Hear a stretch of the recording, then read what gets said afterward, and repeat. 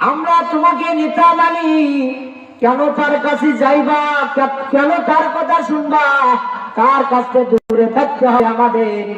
মুসআব বিন উমাইর ডাক দিল, হে যুবকেরা শুনে রাখো, জেনে রাখো, আমি মুসআব বিন উমাইর যখন বলেছি আমি মুহাম্মদ বিন আব্দুল্লাহর কাছে যাব, আমি এখনই তার কাছে যাব, তার কাছে যাব। হাঁটি হাঁটি পা পা করে মুহাম্মদ সাল্লাল্লাহু আলাইহি ওয়াসাল্লামের কাছে যখন যায়, দেখে মুহাম্মদ সাল্লাল্লাহু আলাইহি ওয়াসাল্লাম মধুর কণ্ঠে তেলাওয়াত করতেছে। মুহাম্মদ সাল্লাল্লাহু আলাইহি ওয়াসাল্লাম যখন তেলাওয়াত বন্ধ করে, হে যুবক তোমার নাম কি? বলে আমার নাম মুসআব। বলে এখানে কি করো? বলে আমি এখনো কালেমা পড়িনি, আমি হলাম কট্টর কাফের, আমার মা হইল কট্টর কাফের।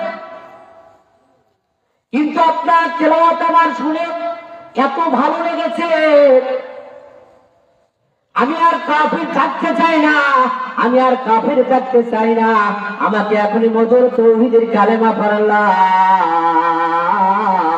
ইলাহা ইল্লাল্লাহু মুহাম্মাদুর রাসূলুল্লাহ সাল্লাল্লাহু আলাইহি ওয়াসাল্লাম। মুসআব বিন উমাইর রাদিয়াল্লাহু আনহু, রাসূল বলে, হে মুসআব, এই কালেমা যদি তুমি পড়ো, তোমার উপর নির্যাতন আসতে পারে, তোমার উপর অত্যাচার আসতে পারে, তোমার উপর বাধা আসতে পারে, তোমার আত্মস্বজন, তোমার পাড়া প্রতিবেশী তোমার উপর জুলুম করবে, সমাজের নেতা তোমার উপর জুলুম করবে, রাষ্ট্র শক্তি তোমার উপর জুলুম করবে। ও মুসআব, তুমি কি বুঝে সুঝে কালেমা পড়বা? মুসআব বললে, আমার জীবন যতক্ষণ থাকবে আমি ইসলামের উপর অটল থাকবো। জোরে বলনা মারহাবা।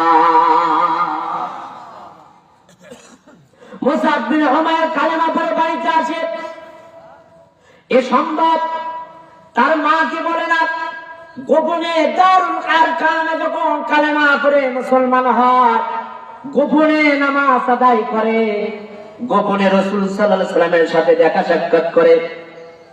এই অবস্থা উসমান বিন তালহা একদিন মুসআব বিন উমাইরকে নামাজরত অবস্থায় দেখলো, রাসূলের কাছে যাতায়াত করা দেখলো, এই খবরটা তার মায়ের কাছে পৌঁছে দেয়। ও মুসআবের মা, তোমার একমাত্র সন্তান, কলেজার টুকরা সন্তান, যে মুসআবকে এত সুন্দর করে তুমি বড় করেছো, ওই মুসআব আমাদের শত্রু, আমাদের চোখের দুশমন, আমাদের প্রাণের দুশমন। তার হাতে কালেমা পড়ে মুসলমান হয়েছে, সে ইমানদার মুসলমান হয়েছে, সাহাবী হয়েছে, সে গোপনে নামাজ পড়ে, সে গোপনে বিশ্বনবীর সাথে দেখা করে। এ কথা যখন বলেছে মুসআব